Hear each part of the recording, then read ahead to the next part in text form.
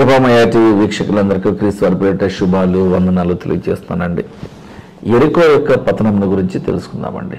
యెహోషువ గ్రంథము 6వ అధ్యాయము మొదటి 5 వచనాలు. ఆ కాలమున ఇశ్రాయేలీయుల యొక్క భయము చేత ఎవడు కూడా వెలుపలికి పోకుండాను లోపలికి ఎవరు రాకుండాను యెరికో పట్టణ ద్వారము గట్టిగా మూసివేయబడను. అప్పుడు యెహోవా దేవుడు యెహోషువతో ఇలా అంటున్నాడు, చూడు యెహోషువ, నేను యెరికో పట్టణమును దాని రాజును పరాక్రమము గల శూరులను వారందరినీ కూడా నీ చేతికి అప్పగిస్తూ ఉన్నాను. మీరందరూ యుద్ధ సన్నద్ధులై పట్టణమును ఆవరించి ఒక మారు దాని చుట్టూ తిరగవలను. Plan for destruction. యెరికో పట్టణాన్ని మీరు ఎలాగా ఆక్రమించుకోవాలో నేను మీకు చెప్తున్నాను చూడండి అని దేవుడు ఆ మ్యాప్ అంతటిని కూడా ఇచ్చేసి మీరు ఏం చేయాలో ఎలా చేయాలో నేనున్నాను కదా అనే ఒక కాన్ఫిడెన్స్, ఒక గ్యారంటీ ఇస్తా ఉన్నాడు చూడండి. మీరందరూ యుద్ధ సన్నద్ధులై యుద్ధానికి సిద్ధపడి పట్టణమును, ఈ యెరికో పట్టణమును ఆవరించి దాని దగ్గరికి వెళ్ళి ఒకసారి దాని చుట్టూ తిరగాలి. అలాగా 6 రోజులు అలాగా చేస్తూ రావాలి. రోజుకు ఒకసారి తిరగాలి, 6 రోజులు అలాగే చేయాలి. 7 యాజకులు పొట్టేలు కొమ్ము బూరలను పట్టుకుని ముందుగా నడవాలి. ఈ యుద్ధ సన్నద్ధులైనటువంటి ఇశ్రాయేలీయుల ముందు వాళ్ళు ఉండాలి. 7వ దినమున మీరు 7 సార్లు పట్టణం చుట్టూ తిరుగుచూ ఉండగా ఆ యాజకులు బూరలను ఊదవలను. ఇందులో చాలా భయంకరమైనటువంటి డీప్ సబ్జెక్ట్ ఏంటంటే ఫిజిక్స్. ఈ ధ్వనికి, వాళ్ళ అరుపులకు, వాళ్ళ కాళ్ళ అడుగు చప్పుళ్లకు అంతమంది నడుస్తున్నప్పుడు గోడలు బలహీనమైపోతాయండి, వాటి పునాదులు కదిలిపోతాయండి. అలా చుట్టూ తిరుగుచూ ఉండగా ఆ యాజకులు బూరలు ఊదవలను. మానక అంటే ఆపకుండా ఆ కొమ్ములతో వారు ధ్వని చేయుచుండగా మీరు బూరల ధ్వని వినున్నప్పుడు జనులందరూ ఆర్భాటముగా కేకలు వేయాలి. 1 కాలు చప్పుడున్నది, 2వది బాకాలు ఊదుతున్నారు, 3వది ప్రజలు కేకలు వేస్తున్నారు. అప్పుడు ఆ పట్టణ ప్రాకారము కూలిపోతుంది కనుక జనులు తమ ఎదుటికి చక్కగా ఎక్కుదురు. ఇశ్రాయేలు జనులు ఈ పడిపోయిన గోడల మీదుగా చక్కగా వెళ్ళిపోతారు, పట్టణంలోనికి సులభంగా ప్రవేశిస్తారు అని అన్నాడు. 27 వచనాలున్నటువంటి ఈ యెహోషువ గ్రంథము 6వ అధ్యాయం అంతా చదవండి, చాలా ఇంట్రెస్టింగ్ గా ఉంటుందండి. అయితే యెరికో పట్టణము యొక్క పతనము మనకు నేర్పించేది ఏమిటి అనేది ప్రశ్న. దేవుడండి అద్భుతాలు చేసేటువంటి మాట నిజమేనండి, కాదనట్ల. దేవుడు ఆ రోజు అద్భుతాలు చేశాడు, ఈ రోజు కూడా అద్భుతాలు చేస్తూనే ఉన్నాడు. మానవ ప్రయత్నం ద్వారా పాస్టర్ గారు ప్రార్థన చేసినంత మాత్రాన అద్భుతాలు జరగవండి. దేవుడు అనుమతిస్తేనే అద్భుతాలు జరుగుతాయండి, మన ప్రయత్నం కాదండి ఇది.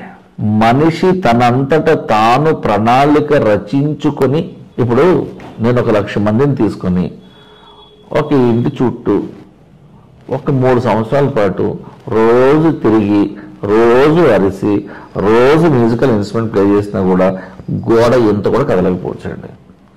ఎందుకు దేవుడు వీళ్ళకి ఇలాంటి ఇన్స్ట్రక్షన్స్ ఇచ్చారంటే వీళ్ళు నా మాట వింటారా వినరా, మొదటి పాయింట్. 2వది, ఈ ధ్వని చేయడం అనేటువంటిది ఉందో చూడండి, ఇది కంప్లీట్గా ఫిజిక్స్ అండి. 3వది, వీళ్ళందరూ అరుస్తున్నారు కదండి, ఈ చప్పుళ్లకు ఆ గోడల యొక్క కూసలు కదిలిపోతాయండి, ఇది కూడా ఫిజిక్స్ అండి. ఒక ప్లాన్ ప్రకారము దేవుడు వాళ్ళకి ఒక దారి చూపించాడు. మీరు అందులోకి ఈజీగా వెళ్ళటం ఇలా, మీరు కర్రలు కత్తులు పట్టుకోవాల్సిన అవసరం లేదు. యూదులు మొదటి నుండి ఇప్పటి వరకు కూడా యుద్ధం చేస్తూనే ఉన్నారండి, ప్రతిరోజు యుద్ధమే. రానున్న రోజులలో ఇశ్రాయేలు దేశంలో ఉన్న పిల్లలు, పెద్దలు, ఆడ మగ అందరూ కూడా యూనిఫామ్ వేసుకునే నిద్రపోయి, తుపాకి పట్టుకునే ఆఫీస్కి వెళ్ళి తుపాకి పట్టుకునే తింటూ, తుపాకి పట్టుకునే నిద్రపోతూ, తుపాకి పట్టుకునే బయటకు వెళ్తూ ఉండే సందర్భాలు వచ్చినా పెద్ద ఆశ్చర్యం ఏమి లేదు మిత్రులారా. యుద్ధ సన్నద్ధులై, ఆ రోజు కాదు ఈ రోజు కూడా అదే పరిస్థితి. యేసుక్రీస్తు ప్రభువును వారి జీవితాల్లోకి ఆహ్వానించి వారి సినగాల్స్ లోకి ఆహ్వానించి వారి ఆరాధనలలో యేసుక్రీస్తుని గురించి వాళ్ళు ప్రవేశపెట్టగలిగితే యుద్ధం ఆగిపోతుంది. కానీ అలా ఆగేది కాదు. దేవుని ప్రవచనం నెరవేరాలి కాబట్టి ఇది ఆగే యుద్ధం కాదు. ఆయన చెప్పిన మాట నెరవేరవలసినదే. వాస్తవానికి యెరికో పట్టణము ఎంత గట్టిగా కట్టారంటే, ఎంతటి శత్రువు దాడి చేసినా కూడా ఆ పట్టణాన్ని నిర్మూలించలేడు. ఆ పట్టణం మీద వీడు ఒక పట్టు సాధించలేడు, విజయాన్ని సాధించలేడు. కానీ దేవుని ప్రణాళిక చొప్పున ఇశ్రాయేలీయులు ఎప్పుడైతే విధేయత చూపించారో, ఆయన ప్రణాళికని పాటించారో, కొనసాగించారో, అప్పుడు యెరికో పతనము చాలా సులభమైపోయింది.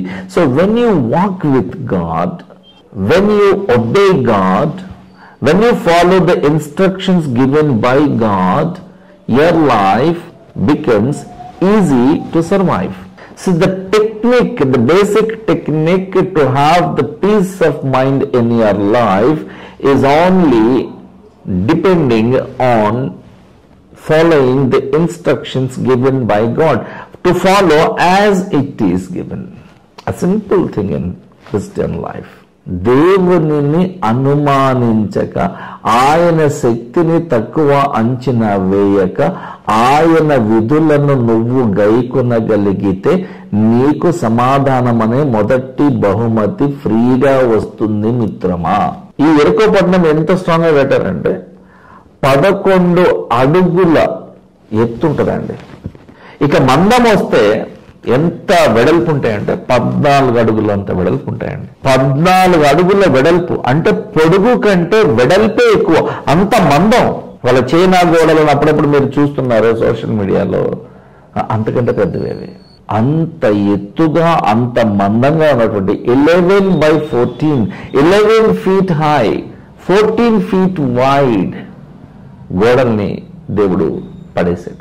మనుషులను వాడి, మానవ ప్రయత్నమే కదా జరిగింది ఇక్కడ.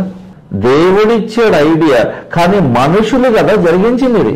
కాబట్టి మానవ ప్రయత్నం అవసరము. దేవుడు అంటున్నాడు, నీకేం కావాలో నువ్వు ప్రార్థనలో అడగకముందా నాకు తెలుసు అంటున్నాడు. కానీ ప్రార్థన కూడా చేయమంటున్నాడు, అడగమంటున్నాడు. నీకు కావాల్సినవేంటో నాకు తెలుసు అంటున్నాడు. కానీ నువ్వు ఏం కావాలో నువ్వు అడుగు, ఏమి ఇవ్వాలో నేను డిసైడ్ చేస్తానంటున్నాడు.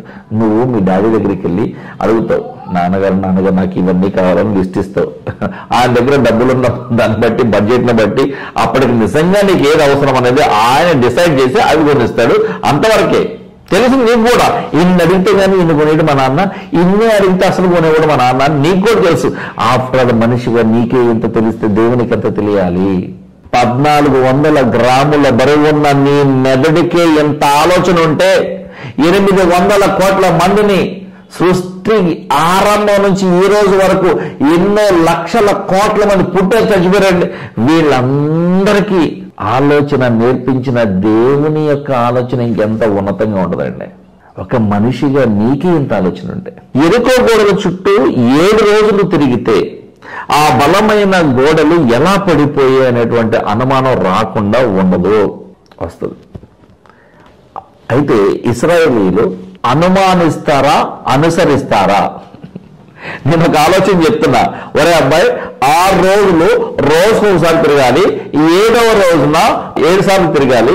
మరి ఎన్నిసార్లు తిరుగుతూ బాకా వదుతూ మీరందరూ అరుస్తూ అంటే నేను చెప్పింది చేస్తాడా లేదా చూద్దాం అని ఒక తండ్రి, ఒక తల్లి తన పిల్లని, తన కొడుకుని ఎలాగైతే గమనిస్తుందో, ఒక బాస్ ఎలాగైతే తన ఎంప్లాయీస్ ని పరీక్షిస్తాడో, ఒక మాస్టర్ ఎలాగైతే తన విద్యార్థులను పరీక్షిస్తాడో, గమనిస్తాడో, దేవుడు వారి విశ్వాస పరిమాణాన్ని అంచనా వేసుకోవడానికి ఆయన ఇచ్చిన ప్రణాళికల భాగమేనండి ఈ పని. ఇశ్రాయేలీలందరూ కూడా ఆ యెరికో గోడల చుట్టూ 7 రోజులు తిరిగితే, అరిస్తే, బాకాలు ఊదితే అవి పడిపోతాయి అని దేవుడు చెప్పాడు. దేవుడు చెప్పాడంటే ఇది జరుగుతుంది అని నమ్మారు. దేవుడు చెప్పాడంటే ఇది జరగవలసిందే, వేరే మార్గమే లేదు, ఇది విఫలమవడానికి అవకాశమే లేదని నమ్మారు వాళ్ళు. ఆ నమ్మకమే ఆ గోడలను పడేసిందండి. విశ్వాసానికి ఉన్నటువంటి పవర్ ఎంతుందో చూడండి. పౌలు గారు రోమాలో ఉన్నటువంటి సంఘానికి ఒక పత్రిక రాశారండి, జైల్లో ఉండి రాశారండి మహానుభావుడు. 15వ అధ్యాయం 4వ వచనంలో ఇలా ఉంటుంది, ఓర్పు వలనను లేఖనము వలని ఆదరణ వలనను మనకు నిరీక్షణ కలుగుటకై పూర్వమందు వ్రాయబడినవన్నీ మనకు బోధ కలుగు నిమిత్తము వ్రాయబడి ఉన్నవి. ఓర్పు, ఆదరణ, నిరీక్షణ, ఈ 3 అత్యంత గొప్ప మాటలండి. Patience is very important. దేవుడు నిన్ను ఆదరిస్తాడు, నో డౌట్. ఆయన నిన్ను కనురెప్పల చాటును దాచుకుంటాడు. ఆయన రెక్కల కింద దాచుకుంటాడు, కనురెప్పలాగా చూసుకుంటాడు నిన్ను. మనకున్న హోప్ ఏంటంటే, నిరీక్షణ ఏంటంటే, యేసు ప్రభు వారు తిరిగి వస్తారు, నన్ను పరలోకానికి తీసుకువెళ్తారు. అంత లోపల నేను చనిపోయినా సరే సమాధులలో నుంచి ప్రథమ ఫలముగా లేవబోతున్నటువంటి, అక్షయులుగా లేవబోతున్న వాళ్ళలో నేను ఉంటాను, ప్రథమ ఫలమే. కాబట్టి ఈ ఓర్పు, ఈ ఆదరణ, ఈ నిరీక్షణ అనే మాటలు మనం గుర్తుపెట్టుకోవాలి. నీకు దేవుడి నుంచి ఆదరణ ఎప్పుడు వస్తుంది? నువ్వు ఓర్పు కలిగి ఉన్నప్పుడు. నీకు ఓర్పు, నిరీక్షణ ఉన్నాయా, దేవుని యొక్క ఆదరణ వస్తున్నట్టే, వచ్చినట్టే. పౌలు గారే హెబ్రీ సంఘానికి రాస్తూ ఒక పత్రిక రాశారు. 5వ అధ్యాయము 9-10 వచనాలలో ఉన్నటువంటి విషయాన్ని క్లుప్తంగా చెప్తాను. యేసుక్రీస్తు ప్రభు, చూడండి, ఆయన అని ఉంటుంది ఇక్కడ. ఆయన అనగా యేసుక్రీస్తు ప్రభు సంపూర్ణ సిద్ధి పొందినవాడే మెల్కీసెదెకు యొక్క క్రమములో చేరిన. ఆ మెల్కీసెదెకు యేసు ప్రభువే. ఆ మెల్కీసెదెకు క్రమము చొప్పున, ఆ క్రమములో చేరిన ప్రధాన యాజకుడని దేవుని చేత పిలువబడి తనకు విధేయులైన వారికందరికీ నిత్య రక్షణకు కారకుడైనాడు యేసుక్రీస్తు ప్రభువే.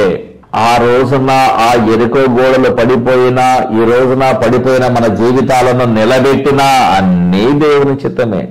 యోహాను గారు ఒక 3 పత్రికలు సపరేట్ గా రాశారు. అందులో మొదటి పత్రికలో 5:3 ఒక మాట ఉంటుంది, మనము ఆయన ఆజ్ఞలను గైకొనుటయే దేవుని ప్రేమించుట.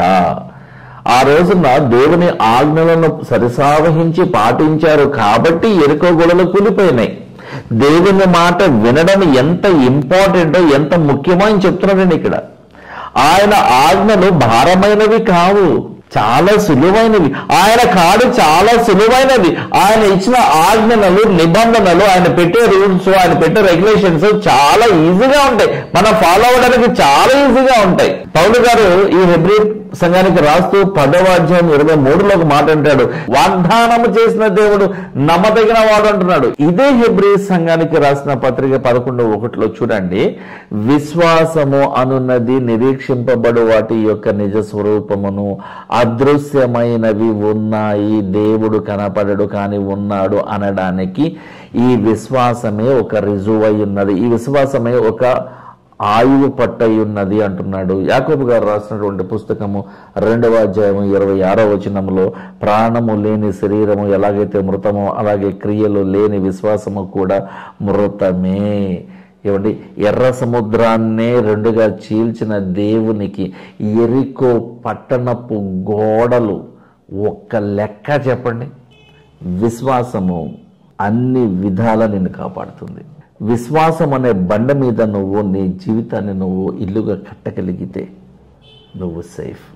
నిత్య జీవంలో నీకు ఎంట్రీ ఫ్రీ గ్యారంటీ కూడా.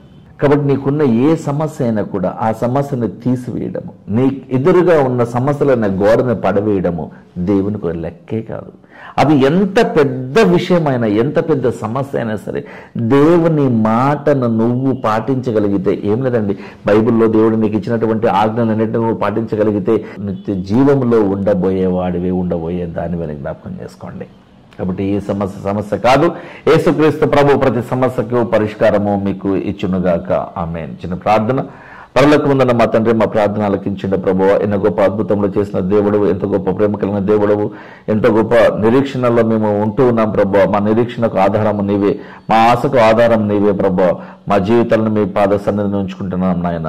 నీ చిత్త ప్రకారమే మా జీవితంలో సమస్తము జరిగినవ్వండి నాయన. మేము ఎక్కడికి వెళ్ళాలో, ఏమి చేయవలసి ఉన్నామో, ఏం మాట్లాడవలసి ఉన్నామో, ఎక్కడ బ్రతకవలసి ఉన్నామో, ఏ ఉద్యోగం చేయవలసి ఉన్నామో, ఎక్కడ సేవ చేయవలసి ఉన్నామో, ఎక్కడ ఏ విషయాన్ని మాట్లాడవలసి ఉన్నామో, ఎక్కడ ఏ అద్భుతంలో జరిగించవలసిన వారమై ఉన్నామో, దేవ అద్భుతంలో జరిగించడానికి కారణభూతుడవు నీవే నాయన.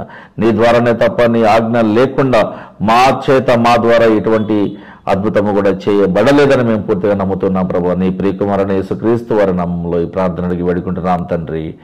ఆమేన్. Thank you.